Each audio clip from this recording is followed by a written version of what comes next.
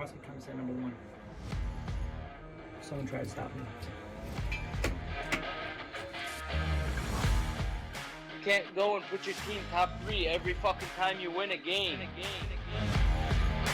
Number 1, your number 1 power ranked motherfucking team, and this motherfucking bitch is Gary the Chemist. We fucking coming. We coming. Cooper motherfucking Cup, baby. He's back. I don't need no fucking script. You think I need a fucking script to talk about the ayahuasca chemist at number 1?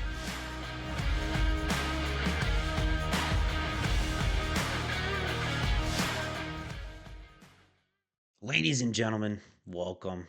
It's Gary the Chemist, your commissioner, the greatest around, manager of the ayahuasca chemist.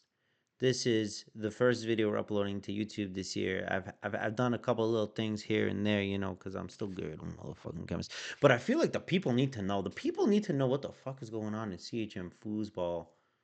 And I'm here to let you know. So why don't we go jump to the week recap? Week recap. Here we go. Ladies and gentlemen, you guys have been wondering what's been going on. I'm here to tell you what's been going on. Number 1, ayahuasca chemist coming off a big win over the Great Gatsby. And you know what? Look at that, 53.4 points. You know what it is. Skull fuck.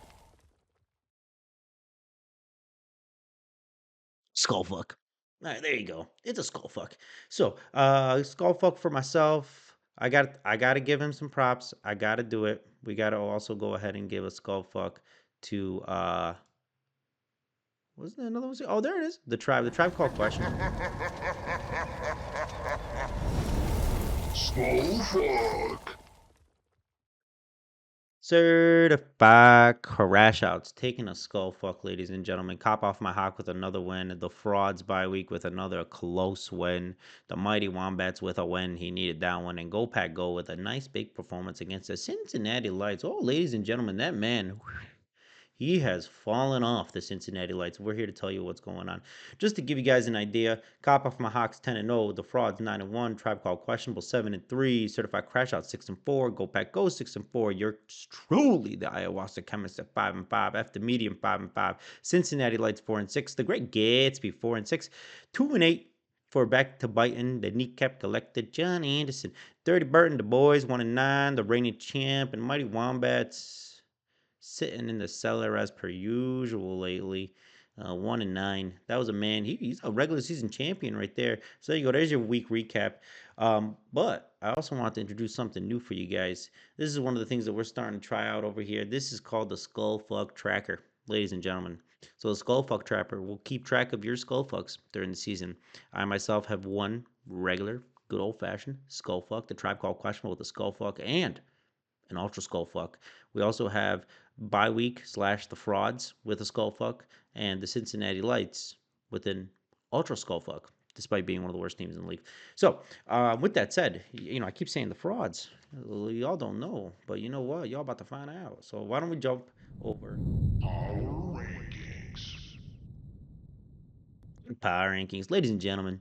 12-1. We're gonna get started here. We're gonna keep things relatively tame, but I did want to let you guys know what I did for this power rankings is we've been talking a lot about old man hammies. Okay, here's the thing about old man hammies. So we talking old man hammies. You gotta Stay away from. You gotta stay away from. You know, you got to. And there's a lot of teams at the very bottom of the barrel right now with a lot of old man hammies going on their rosters. What I did was I took the top 3 running backs and the top 3 wide receivers and the starting tight end for each team, and I got an average age of each roster, just to give you an idea of, you know, where everyone's standing. So, why don't we just jump to number 12? Number 12. Number 12, Dirty Burt. Oh man, this man has stayed at number 12. He's had like no movement whatsoever. That actually reminds me, I got a little trend thing. I should actually bring that up too. But he stayed at number 12. Honestly, when we drafted teams this year, I looked at his roster and I was like, this man has put together a beautiful roster. And it all starts off right off the bat with he's still carrying Braylon Allen, who's going to be out for 8 to 12 weeks. Sir, you don't need to have a guy like Braylon Allen sitting on your bench. You just don't. You're waiting for him to come back? Come on, man. Come on. Let's be some grown men here and actually manage our rosters pretty well. But yeah, the average age of his roster 26.9. He's got Braylon Allen that he's holding on to. And I can't see whatever I got here. Oh yeah, he's starting Hunter Henry over here over Travis Kelsey. That's how you know this man's gone down bad. He's relying on guys like, hoping to kind of cash it on like a Michael Carter. Hope that Juwan Wings well. J-Mo. He hasn't really done shit. Chase Brown, that's really kind of where things went awry. He drafted Chase Brown, and it's not looking good for him. There's not really much to talk about. His team is fucking ass. Number 12, Dirty Bird. Give me number 11.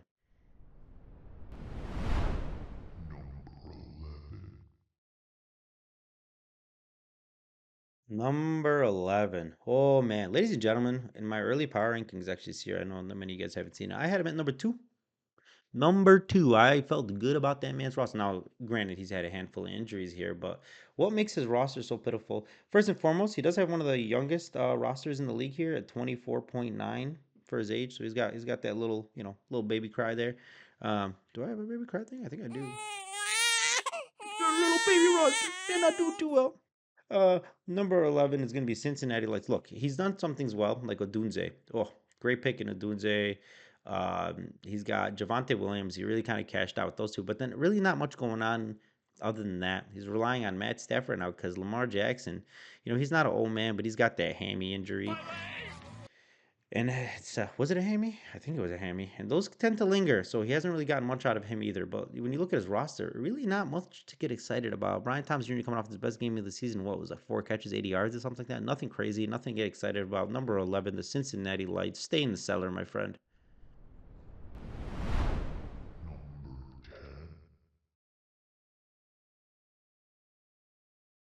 Speaking of the cellar, speaking of old man. So we talking old man hammies. hammies, you gotta stay away from them. The average age of 27.6. Was that the oldest that I had on the roster here? Or the oldest one? I think that was. Yes, this is the old man hammy right here. The mighty Wombats, old man hammies. Oh So we talking man. old man hammies, you gotta You stay away gotta from them. stay away from. So right off the bat, I believe I forgot who he lost this season, but he's definitely lost a couple of dudes to the IR. But of course, he drives Aaron Jones. That's an old man So we hammy. talking old man hammies, you gotta stay You away from them. got Mike Evans, So we another. talking old man hammies, you gotta stay away from them. Like, dude, you if you're gonna rely on guys like Aaron Jones and Mike Evans, I mean, TJ Hawkinson, he plays like he's old, so I mean, it's only a matter of time for him. He's got guys like what Stephon Diggs is a little old.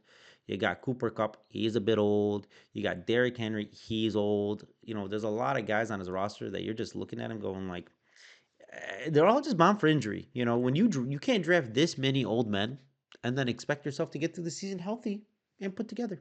You gotta gamble. You gotta get some young boys, and you got none of it. So you're staying at number 10, my friend.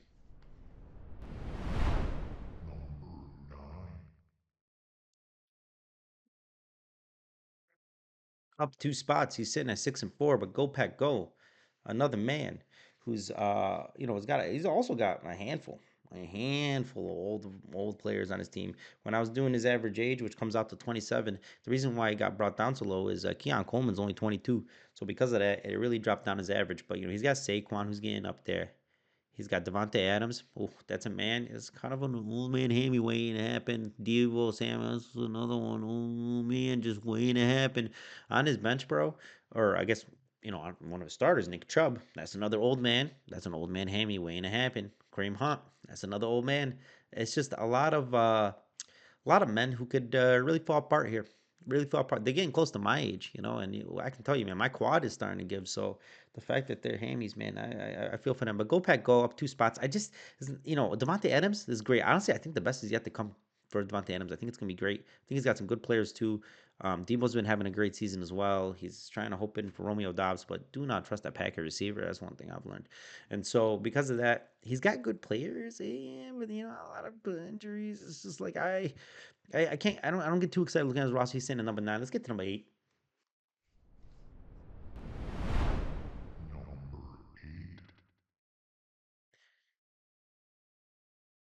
Number 8, the Great Gatsby. Here's the thing. I've been saying all season. The dude's the dark horse. Okay. And the thing about a dark horse is that it's dark. What that means is things look a little bleak. But you know what? He's hoping that at some point things will turn the corner. He's down 3 spots for me at number 8. First and foremost, I think the things that are looking a little bleak for my man Omarion Hampton. The report just came out again that it looks like it's probably going to be at a little bit longer than the minimum of 4 weeks to be out. So, uh, he's been having a great season. He's set up really nicely. He was coming off back-to-back 25-point games essentially, only to get hurt last week. But could he come back, produce? Maybe. You know, Other things like CeeDee Lamb. Another reason why this man's a dark horse is he's had CeeDee Lamb just sitting there, waiting to produce. Keandre Miller, he was one that scooped him up. That was actually a good call too. His average age of his roster was one of the youngest at 25. Not the youngest, but pretty close at 25. So, um, what do I think about his team? He's got Jalen Waddle, the best. He's gonna have a good season going forward here. I do not trust Jerry Judy, RJ Harvey. Like has he really done anything yet? It's they like JK. They be giving him the ball. I got to watch that man in person. Shout out to my boy Derek. But there's a lot of good there. Tyler Warren, another great pick. Josh Jacobs, great. Jane Daniels coming back. That's why he's a dark horse. But you know what? The thing about being a dark horse, things look a little bleak. They look a little bleak. Let's get to number 7. Number 7.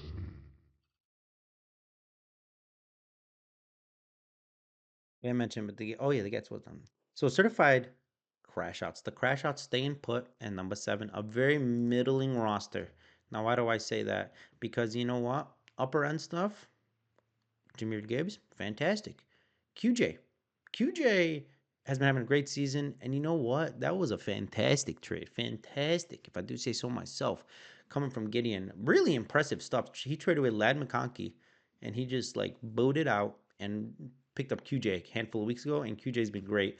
I got some interesting stats over here on my right here that I've been kind of trying to keep track of. But essentially, in terms of some of the players we've been talking about so far, Devontae Adams, I mentioned for Go Pack Go. He's actually sitting at number 5 for targets on the season. But I wanted to mention QJ. QJ is sitting at number 15. Granted, Keenan's ahead of him. I'm not a big Keenan guy right now. Honestly, I told my friends weeks ago to sell on him, but I think QJ is the guy. And I like what he's got going on there. J.K. Dobbins, another guy where he's getting touches. Kyle Pitts, oh man, you are struggling right there. And then George Pickens. Oh man, George Pickens. He's been playing well, but I'm just wondering if how things will change when CD comes back. But I think he'll still play well anyways. I think they're gonna feed him the ball. He'll be all right. Travis Etienne, another great pick, and of course he's got the dog himself. Oh, Dog, dog, dog, dog, dog. dog. Josh Allen. So because of that, he's sitting at number 7. Why don't we get to the next one? There you go. Number 6. Did I say number 7? I meant number 6. Oh, number 6. This man I have a problem with. I don't even know why I hate his roster so much, and yet he's 9-1. He keeps winning. He keeps winning. I got an average age for his roster at 25. Also another one of the young ones there. But you know, here's the thing about him. The reason why I hate his roster, he's got one running back. Granted, it's a good one, Devontae, Devon Achan, Devon, is it Devon? It is Devon. Okay, I'm tripping. But Achan, great, awesome. What do you got after that? DeAndre Swift, bro, that guy, he's booty. Do I got a fart thing on here? There it is, booty. DeAndre Swift, booty. Zach Charbonnet kind of needs an injury to really ascend that role. He's been, 10, 12 points. He's been getting 50% snap share. Like if one of these guys goes down, they're already dog shit to begin with. It's like, what are you going to do after that? And you know what? He's got what he thinks is probably really good receiver depth because it's all right. First and foremost, he's got Puka Nacua, number 1 in targets, just absolute. He's a dog. He's a dog, bro. He's a dog. He's just one of those guys that can really might be the reason why he's 9-1 right now. But then after that, you're looking at what Xavier Worthy. What's gonna happen when Rashi Rice comes back? He hasn't really done like too much yet. He had a couple decent games, then he gets hurt. The guy runs around a lot. He's a small dude. Who knows? Rashid Shaheed. I can't really sit there and say that I'm gonna be excited about a guy like Rashid Shaheed. He's coming off a big week, but I can't. I just can't. Going down the list, Pearsall. Pearsall was also, he's a Niner, so he's gonna get hurt, but he plays well when he gets the snaps. Josh Downs, I tend to like, but you know what? Is it really gonna? He's kind of not really done a lot yet this year. Maybe he's missing Flacco. And then Jordan Addison had a big week last week. Got benched in the first quarter. I like Jordan Addison. I wonder how things will look when my boy comes back, but he'll come back there. Oh, and then he's got another true, just absolute So like we talking old man hammies. You gotta stay away from him. oh, Kittle, bro. Like, he was due. Kittle was due for an old man hammy. That said, he's at number 6. To be honest, he's lucky to be there, and I don't even think he's really like he's up 2 spots. He's number 6. I don't know what to tell you. He's 9-1. That's the only thing that's keeping him right there, but it's not good. Number 5. Number 5, the kneecap collector John Anderson, bite and kneecaps. Ladies and gentlemen, his roster, he's 2-8 right now. So how am I putting somebody who's 2-8 ahead of a man who's 9-1? Am I fucking crazy? I'm fucking crazy, but that's regardless of the fact.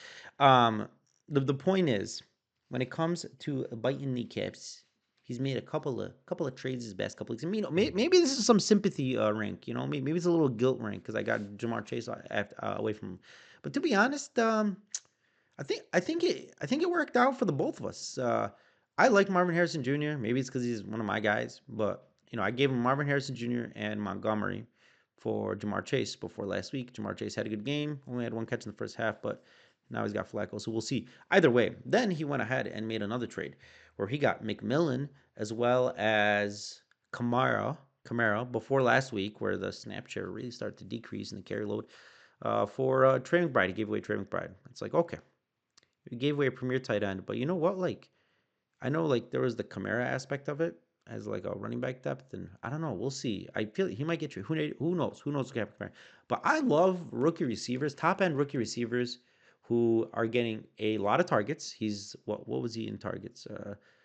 Number 10. He's number 10 in targets on the season. McMillan. They're trying to feed him the ball. Rookie receivers, when they get comfortable, they produce. I think it's going to work out for him. And when I was looking at the target share, you got AJ Brown at 8. You got AJ Brown at 8 and McMillan at number 10. He's got 2 top 10 guys when it comes to target share. What's his name? I could have sworn he had one more guy. Either way, and then he got Sutton, who I like Sutton, but he gave away Olave, who's actually number 2 in targets, as well as he threw somebody out, Romandre, because he's just got all this, RB2-3 depth. But what the frauds wanted at wide receiver depth is what the kneecap collected John Anderson has. A.J. Brown, McMillan, Marvin Harrison, Sutton, and Shakir. Like, that's great receiver depth. And his tight end, that's what moved up his average age for biting kneecaps. Oh, he's the... So we talking old man hammies. You gotta stay away from him. I remember I had to have the calculation redone because it was so much higher than everyone else's, but 28 years old. Carried by one, I didn't realize happy birthday to Cortland Sutton 2 days ago turned 30. I didn't realize that. And then, of course, Waller, 33. That's probably the second oldest player that I had and that I was looking at. I'll tell you about to be the oldest. So, with that said, he's at number 5. There you go. Let's get to number 4.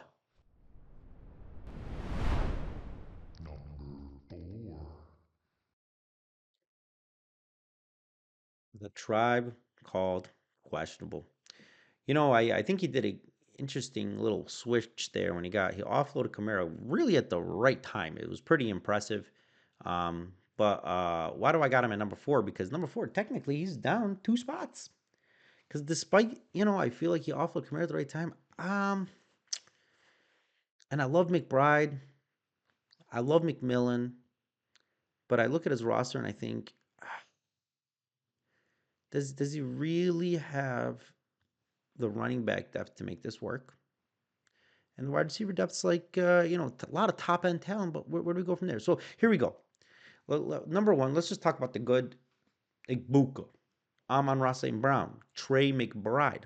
All of them essentially are like top 15. Oh, and Keenan Allen, top 15 in targets. The thing with Keenan runs, I believe it was like 20 to 30% less routes. than QJ and Latin Conkey. Yeah, he has more targets than them. So when he's out there, they're throwing the ball. But that man, Keenan So we're Allen, talking old man hammies. You gotta stay he's away an from him. old man hammy just waiting to happen. And I don't know how his body's gonna keep up throughout the rest of the season. You know, Keenan Allen's 33 years old, 33, and I was telling my friends to trade him after week 3. I swear to God. But it's just he's at 8, 10 points since then. He's still gonna be in for some good games. Probably have a good game this week. But overall, the wide receiver depth, and I'm not a Trey Tucker guy. I get, he's just, we've been fooled before. He's got Jonathan Taylor and then Rashad White. What happens when Bucky comes back? And then what after that? He's hoping for Woody Marks to do something. He's hoping for Trayvon Henderson, the 2 rookies, to end up doing something. He's got an average age of 25.1. I thought it was going to come in a little lower, but it probably would have if, maybe some of the younger guys were included. Maybe they were. I don't know. Either way, he's number 4. It's a good team, a lot of top end talent. I'm not 100% sure if the depth's going to be there. He really needs some guys to kind of pull through some of these rookies. But it's interesting because the Tribe Called Questionable, he's normally built off his depth. But there you go, number 4.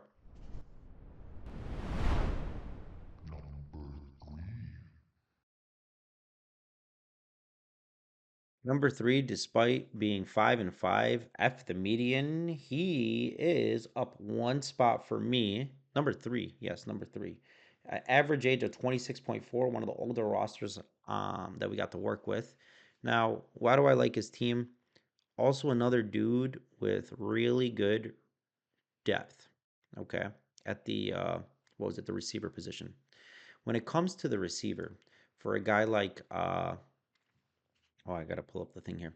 When it comes to receiver for him, so he's got the top end guy, right? He's got Justin Jefferson. Boom. Rashi Rice when he comes back, which is right around the corner. Boom. Um, when we look at all the wide receiver 2s that he has, wide receiver 2s, 3s, like Zay Flowers, Metcalf, Devontae Smith, all of these guys, like this is, we're like 4 or 5 wide receivers deep now, and he's got guys that a lot of us will be starting. So it's pretty impressive right there. This is the oldest type player that I thought I looked at. So we talking old man hammies. You gotta stay away from him. Zach Ertz is 35, ladies and gentlemen. 35 years old. That's his starting tight end. He's struggling there. I don't know how that's going to end up holding up. And of course, James Cook, he's just balling out again this year. Running back depth, he's got to hope that Bucky Irvin comes back, stays strong. But he's got a good roster. So there you go, ladies and gentlemen. Let's get to the next one.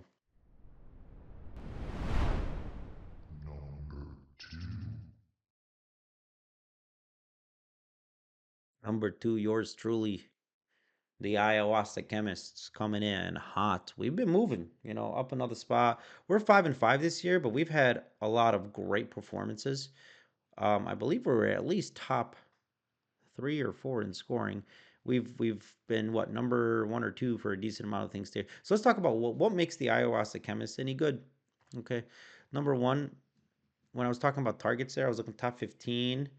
I guess Trey McBride just squeezed in there, but outside of Trey McBride, there was 2 other, I guess in the top 5.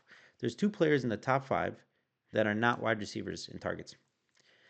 Christian McCaffrey and Jake Ferguson, both ayahuasca chemists. Okay, then within the top 10, we got Jamar Chase. Within the top 15, at number 13, despite an extra games, Wandale Robinson. We'll kind of see how that report ends up going. Either way, like there's guys getting targets. Okay, we hit on Judkins. Dog. He's a dog. We got Jamar Chase. We got Drake London. Honestly, Drake London's gonna turn it on. I believe in the man. Is T Higgins gonna do anything with Joe Flacco? Probably not. But we're about to find out. I think Flacco's playing today too. Brandon Ayuk, I have no idea why I drafted that man. I don't know. He's just sitting there. I don't think I'm gonna end up actually doing anything with him. DeMarcado was the wrong call. But overall, I think the roster's been playing really well. We feel good about what we've done. We've put up points. We're going to continue to put up points. The ayahuasca chemist at number 2. You're welcome, ladies and gentlemen. Oh, I forgot to average age was 25.3, a solid age. Solid age.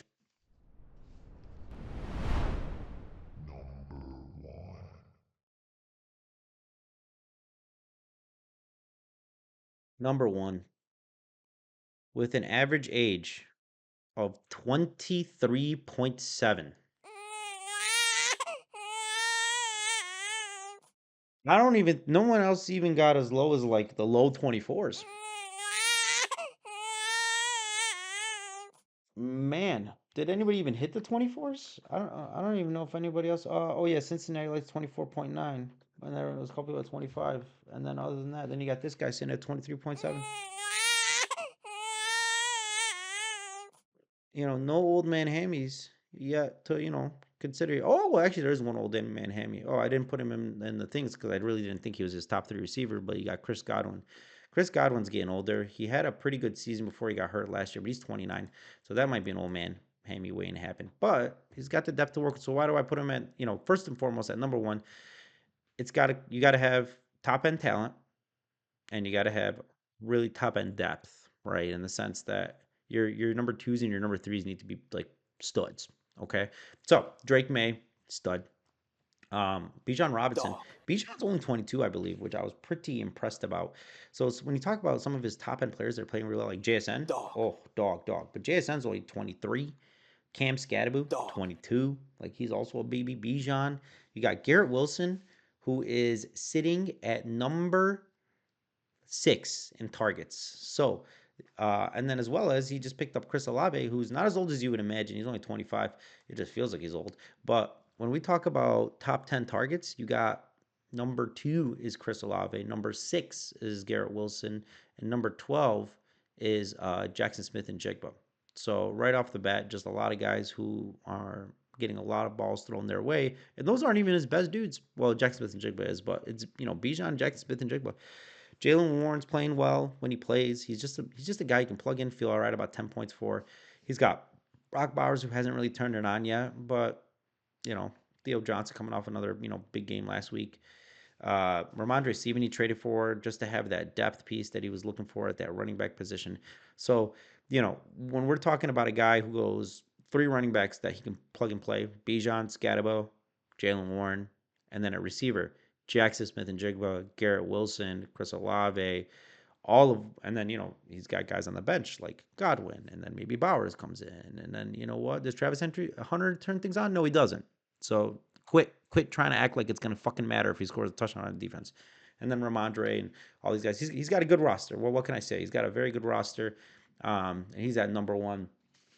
But the chemists are coming in hot. So there you go, ladies and gentlemen. You're fucking welcome. I know it's been a long time coming. I know you guys were eager for it. You're so eager. So eager. I had to give the people what they want. Ladies and gentlemen, you're fucking welcome. 12-1. Dirty Birds, Cincinnati Lights, Mighty Wombats, Go Pack Go, Great Gatsby, Certified Crash Outs, Bye Week / frauds. And then number 5, the kneecap collector, John Anderson, biting kneecaps, back to biting. The Tribe Called Questionable in number 4. Number 3, F the Median. Number 2, yours truly, the Ayahuasca Chemist. And number 1, Cop Off My Hawk. There you go, ladies and gentlemen. You're fucking welcome. You're welcome. Bye-bye.